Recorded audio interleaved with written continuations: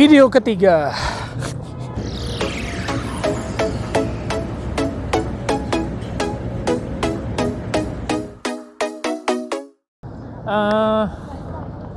Kali ini aku mau bahas tentang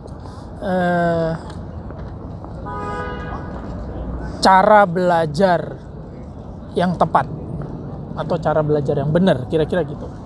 Nah, di belakangku adalah satu tempat perpustakaan yang cukup terkenal di Boston, namanya Boston Public Library. Sebelah ada orang main skateboard, jadi keludak-keluduk. Jadi aku hari ini tadi habis belajar di Boston Public Library. Ini persis di belakangku ini perempatan antara Boylston Street dengan Dartmouth Street. Boston Public Library itu di perempatannya persis gitu. Nah, mereka punya banyak cabang, tapi yang paling pusat ya di sini gitu. Itu tempatnya, pusatnya. Nah, terkenalnya Boston Public Library ini adalah salah satunya adalah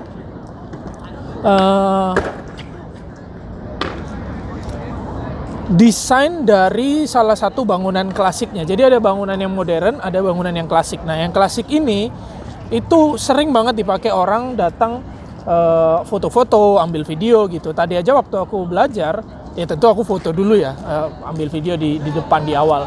Tapi pas tadi aku belajar, banyak orang yang datang itu ya cuman foto-foto doang, cuman ya tourism doang, ngeliatin gitu kan. Terus bahkan ada kameramen yang mencoba foto gitu kan, simetris di tengah. Jadi ada kursinya berjajar-berjajar, itu nanti aku tunjukin videonya. Kursinya berjajar-berjajar, di tengah itu kan kosong, orang bisa jalan di tengah. Nah, biasa kan kameramen kan ngambil posisi di tengah. Terus ada mahasiswa nih, 2 orang yang jalan mau keluar, disuruh tolong jalan lagi boleh nggak, aku foto. Jadi suruh jalan lagi supaya foto. Ya kan mereka kan dua-duanya ya senang-senang aja kali ya masuk kamera, terus habis itu mereka lakukan terus harus dipoto. Hari ini buka, tutup sampai jam 5 sore doang, makanya ini semua udah keluar. Dan begitu keluar langsung semua dari ruangan-ruangan yang lain juga keluar dari ruangan yang klasik itu. Terus bener-bener kayak orang baru keluar dari kampus, padahal ini cuma perpus umum biasa gitu, tapi rame banget. Dan tadi di dalam ruangan gitu banyak orang yang bukan cuman orang asli sini gitu, bukan domestik orang US gitu. Aku dengar dari bahasanya entah Prancis, entah Italia atau apa, dari luar juga. Terus banyak orang mahasiswa internasional kayak aku. Karena mungkin biasanya kan kalau teman-teman yang asli tinggal di sini itu Senin sampai Jumat kuliah gitu ya, kerjain tugas segala macam. Sabtu Minggu tuh bawaannya pengen liburan gitu, balik ke keluarga dan lain-lain. Nah, kalau kita kan mahasiswa internasional kan mungkin butuh reading lebih banyak, butuh ngerjain tugas lebih banyak karena bacanya lebih lambat atau masih belum terbiasa gitu kan. Nah, aku juga salah satu contohnya, biasanya akan pakai waktu weekendku untuk sebagai tambahan jam belajar gitu. Nah, hari ini aku mau sharingin tentang cara belajar yang tepat. Nah, bagi yang belum tahu ceritaku, bisa ke video pertama atau video kedua, atau secara singkat, aku dari Surabaya, Indonesia, lagi studi Master of Theological Studies di Boston, di kota Boston, Boston University di kota Boston, Amerika Serikat. Nah, aku baru menyadari kalau ternyata belajar seperti caraku dulu belajar itu susah gitu. Jadi dulu aku bisa suka-sukanya gitu ya, pokoknya dimanapun itu bisa baca buku, di tempat sepi, tempat rame, ngerjain tugas, baca, ngeriset, browsing, itu bisa berjam-jam, 10 jam bisa kayaknya. 10 jam bisa kayaknya. Nah, entah kenapa setelah pandemi sepertinya ada yang berubah gitu. Kondisi entah itu badan yang mulai adaptasi atau psikis yang mulai adaptasi, aku nggak ngerti kenapa, mulai nggak bisa lagi seperti dulu gitu. Maka harus ada setting-setting tertentu yang aku harus atur supaya belajarnya efektif.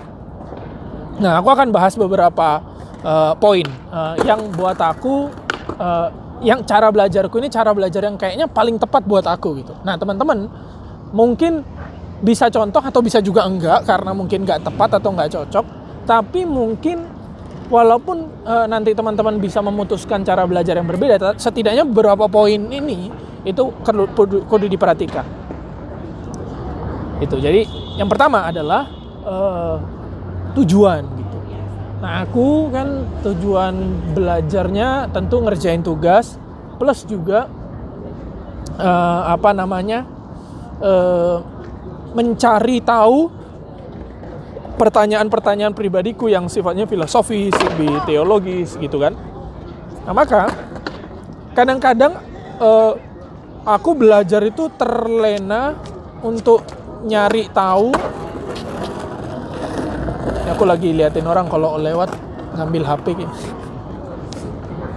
Jadi kadang-kadang kalau aku belajar, aku itu terlena untuk nyari tahu dan mencoba menjawab pertanyaan-pertanyaanku sendiri, lalu bahkan lanjut dengan diskusi dengan orang-orang. Aku chat beberapa orang, misalnya gimana kalau gini, kalau teori ini dipakai bagaimana.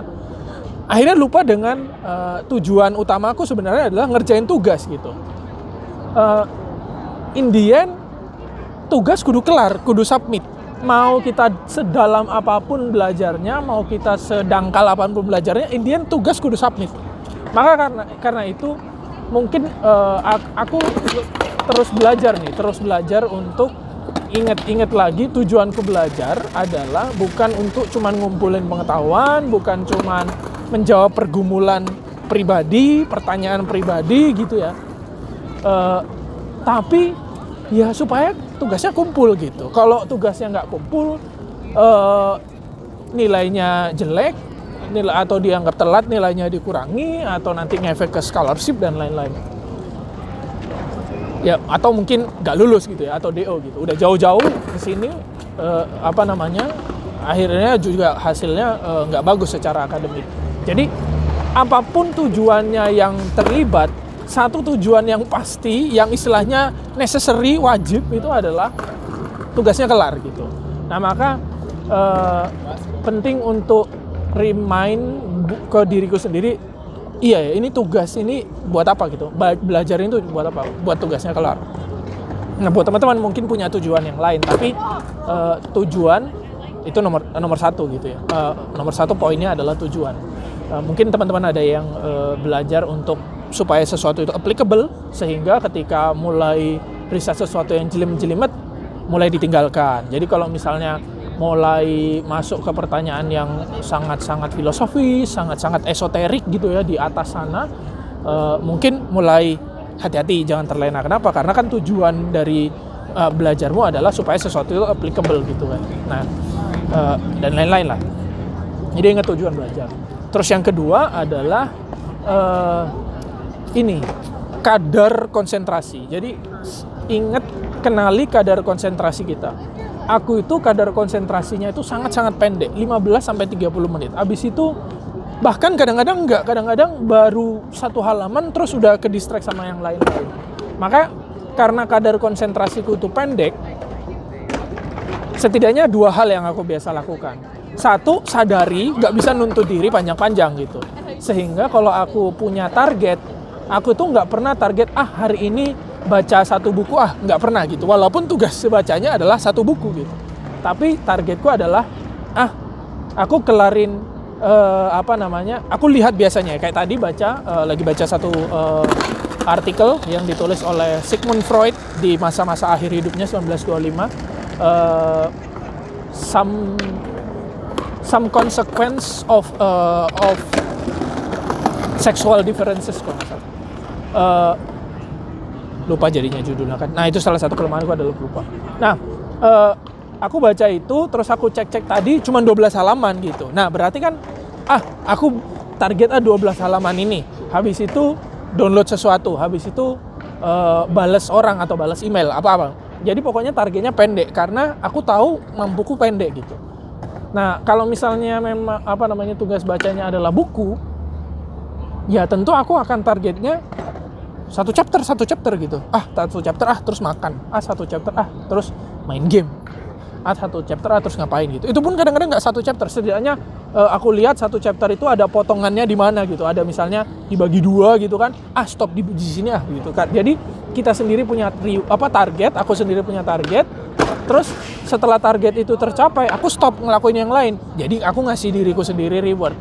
Nah, makanya penting untuk kita tahu kadar konsentrasi kita seberapa, sehingga kita tidak menuntut, kalau kita udah tahu, kita kan bisa melakukan 2 hal. Yang pertama tadi yang aku ceritain, tidak terlalu menuntut lebih tinggi, sesuai gitu porsinya kalau kita punya target. Nah, tapi yang kedua lagi adalah, selain tidak menuntut diri terlalu tinggi, adalah menghindarkan hal-hal yang membuat secara tiba-tiba ke distract gitu, secara tiba-tiba konsentrasi putus itu. Aku setiap belajar selalu HP entah aku masukin dompet atau apa, taruh meja gitu, sehingga ya HP distracting memang, maka sehingga aku taruh supaya benar-benar nggak ganggu. Itu tadi, perhatikan tujuan, perhatikan kadar konsentrasi. Nah, yang ketiga adalah suasana. Aku ternyata semakin menyadari bahwa aku adalah tipe orang yang suka kalau belajar ada orang lain yang juga belajar.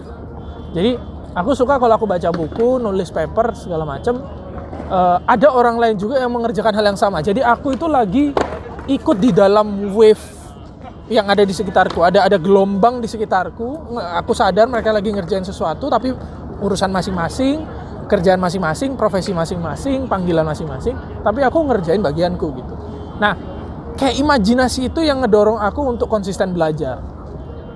Dulu ya, sebelum ke Amrik, bayanganku adalah kalau belajar graduate study, belajar teologi adalah aku akan ada di sebuah kantor atau sebuah kamar di mana kamarku itu ada pintunya menghadap sungai. Kamarku ada jendelanya menghadap ke sungai, terus ada pohon-pohon banyak dan tenang, sepi, nggak ada orang gitu. Itu dulu bayanganku gitu. Tapi ternyata aku nggak bisa gitu. Setiap kali beberapa kasus aku belajar di tempat sepi, bawaannya kalau nggak ngantuk, ke distract atau bosen, terus bingung gitu, nggak ada semangat. Nah, ternyata kalau aku situate diriku di dalam keramaian, misalnya di Boston Uni itu ada namanya GSU, George Chapman Union, itu kayak pusat lounge-nya seluruh mahasiswa, dikelilingi makanan-makanan, di tengah mahasiswa itu semua belajar. Nah, kadang-kadang aku di situ. Nah, cuman kan karena belakangan rame, padat banget, susah cari tempat ya. Terus sekarang aku ada semester pass itu semacam kartu di mana aku bisa naik kereta atau bus kemana aja suka-sukaku. Udah nggak bayar lagi karena udah bayarnya di awal. Jadi sekarang kepikiran, mau cari suasana ini langsung berangkat, nggak pakai mikir. Kalau dulu kan masih mikir-mikir ya. Jadi berangkat ke sini lah, ke Boston Public Library. Terus juga tadi bikin ini juga kan, bikin kartunya sehingga aku bisa pinjam buku atau juga mungkin dapat fasilitas-fasilitas yang lain. Kalau misalnya ada member gitu, bisa ke museum gratis atau gratis. Ada beberapa fitur-fiturnya lah yang bukan fitur ya, istilahnya keistimewaan-keistimewaannya lah yang gratis, bikin gratis dan enak. Nah, kira-kira itu faktor ketiga yaitu suasana. Teman-teman mungkin ada yang suka sepi-sepi banget, gak ada gangguan. Kalau aku ada. Nah, suasananya itu bukan cuman ada orang. Ternyata aku menyadari bahwa aku suka kalau ada jazz music yang pelan banget. Jadi bukan yang rame gitu ya, tapi yang pelan banget, yang bikin relax, nyaman, gak distracting gitu. Tapi ada musiknya, seperti aku lagi move gitu. Kalau nggak ada musiknya, krik-krik gitu. Ya, kecuali di tempat rame banget, perpus gitu ya, yang aku nggak bisa melakukan itu. Kira-kira sih itu ya, musik. Jadi suasana, vibes itu buat aku penting. Nah, tapi gini, vibes buat aku penting itu bukan karena my mind decide itu gitu. Jadi bukan pikiranku mendecide itu. Dalam konsep pemikiranku, vibe itu penting, bukan. Tapi itu proses aku mengenal diri sendiri, mengenal bagaimana tubuhku bekerja. Kalian kalau belajar, ya kenali juga tubuh kalian cocoknya atau pasnya di mana. Kalau teman-temanku bilang listen to your body gitu. Jadi aku melihat dari pola-pola selama ini, kayaknya aku lebih efektif kalau di keramaian gitu. Maka baru aku memutuskan untuk sengaja menaruh diriku di keramaian. Jadi jangan berangkat dari pemahaman filosofis. Menurut saya manusia itu begini. Enggak, kenali tubuhmu, dengarkan tubuhmu, coba suasana yang berbeda, lokasi yang berbeda, kondisi yang berbeda, lalu lihat mana yang paling efektif gitu. Itu sih kira-kira 3 itu ya, tujuan, lalu kemampuan, kapasitas diri atau kadar konsentrasi, dan juga suasana gitu. Nah, faktor-faktor lain itu ada, misalnya ada orang yang suka technologize banget ya. Jadi semuanya internet harus cepat, komputer harus mantap gitu kan, layar harus gede. Nah, aku agak-agak seperti itu. Tapi kadang-kadang ya cuma bawa satu laptop doang, ke tempat yang lain ya bisa juga ya. Nggak terlalu butuh gitu. Walaupun kalau di kamar ya satu laptop, ada satu layar sebelah kiri extended lagi, terus ada iPad untuk buka PDF dan lain-lain. Tapi ternyata kalau laptop doang ke tempat-tempat di luar gitu ya bisa juga. Nah, teman-teman mungkin bisa perhatikan faktor-faktor itu juga. Faktor-faktor bagaimana kalian adapt dengan teknologi. Ada orang-orang yang nggak suka dekat-dekat dengan teknologi. Ada orang-orang yang kalau baca buku, aku ada teman-teman yang kalau baca buku itu benar-benar harus buku fisik gitu. Atau kalau misalnya artikel dari dosen, artikelnya harus di print, fotokopian gitu, terus dicoret-coret. Nah, dulu aku orang kayak gitu, tapi lama-kelamaan merasa kayak nggak simple, nggak efisien, nggak bisa kemana-mana gitu. Ya udah, akhirnya dengan laptop, Stabilo juga bisa di laptop atau di iPad, ada PDF-nya kan di Stabilo. Jadi lebih enak dan bisa aksesibel, nggak perlu aku bawa kemana-mana. Buku atau PDF, semua bahan bacaan itu tersimpan di cloud gitu. Itu sih kira-kira yang bisa aku sharingin sekarang gitu. Nah, bagaimana orang-orang di sini kebanyakan cara belajarnya? Orang-orang di sini beda-beda. Temanku juga ada yang suka sepi. Ada temanku yang ini menarik ya. Ada temanku yang belajar, dia bilang gini, aku cuman kuat 2 jam. Setelah 2 jam aku harus jalan-jalan keliling. Dan dia benar-benar dia di kamar belajar, habis 2 jam dia turun walaupun lantai 3. Lihat orang ini ada kayak ngedeketin HP-ku jadi beneran walaupun kamarnya di lantai kamarnya di lantai berapa gitu, dia keluar dari apartemen, jalan-jalan 15 menit, balik lagi belajar lagi. Atau kadang-kadang dia bawa tasnya pergi ke kafe. Di kafe dia belajar 2 jam terus jalan lagi. Ya nggak tahu ya, beda-beda ya tiap orang. Tapi itu yang sejauh ini dia kenali efektif cara belajarnya dan dia lakuin. Nggak ada cara umum sih, tapi mungkin ada cara ada hal yang kayaknya aku bisa baca nih polanya orang-orang di sini. Yaitu mereka berusaha ngelarin semua tugas baca mereka di hari Senin sampai Jumat. Sabtu Minggu itu kayak udah waktunya ngerjain yang lain gitu. Walaupun ada sih beberapa yang 1-2 yang mengisi waktu di Sabtu Minggu untuk ngebut lagi baca ya. Tapi rata-rata karena mereka mampu 5 hari doang nugas dan baca buku, ya udah langsung begitu kelas sore Jumat kelar, udah happy mereka. Misalnya bahkan jarang yang ngambil kelas Jumat sore. Mereka kadang milih kelas itu milih jamnya juga, nggak suka. Ada diskusi pilihan Senin, diskusi pilihan Selasa, diskusi hari Rabu, diskusi hari Jumat gitu. Mereka nggak pilih hari Jumat. Jadi bener-bener nggak suka gitu. Kalau Jumat selesai. Jumat sore ada kelas lagi itu aneh. Nah, aku kan kalau aku cerita di video sebelumnya, video kedua, itu kan aku lagi ada di Boston College tuh. Nah, itu Jumat sore kuliahku Jumat sore. Setiap orang dengar kuliahku, kamu kuliahnya apa aja? Ini. Oh, di mana? Ini. Hari apa? Jumat sore. Oh, selalu mereka gitu, kayak mereka kayak nyesel banget atau kayak sedih gitu. Kalau misalnya aku ambil gitu. Aku nggak tahu ya apakah di seluruh US kayak gitu ataukah seluruh Boston kayak gitu, tapi setidaknya Boston Uni teman-temanku kayak gitu. Buset, ada yang main skateboard, terus habis itu dipatahin secara sengaja skateboardnya, nggak tahu kenapa. Semua orang pada ngeliatin, sedih banget. Langsung diposting di story, dia habis patahin. Kayaknya habis dipakai terus patah, terus sekalian aja dipatahin. Nah, kira-kira gitu. Orang ini punya kebiasaan. Terus ada yang tanya dulu kan, ambis gak orang-orang sini? Gak tahu ya definisi ambis itu apa ya. Kalau mereka punya keinginan untuk nge-reach pendidikan tinggi, iya. Tapi mungkin mereka ngerti cara belajar yang efektif kali ya. Aku kadang-kadang masih perlu belajar gitu, cara belajar yang efektif itu kayak gimana gitu. Contoh misalnya kalau graduate study, aku nggak ngerti undergrad kayak gimana ya. Biasanya tugas baca nggak terlalu banyak. Graduate study itu ada yang namanya reading for graduate study. Jadi kalau kita dikasih baca, aku misalnya dikasih baca, ada satu mata kuliah yang bacaan per minggunya itu bisa 200-300 halaman per pertemuan. Kadang-kadang bisa 400. Ada pernah 650 halaman satu minggu, itu gila itu. Nah, aku pikir aku kan harus mengerti semua detail. Enggak perlu dibaca semua. Kadang-kadang ngerti gist-nya doang, nangkap bawa satu pertanyaan, dibawa di diskusi di kelas, udah cukup gitu.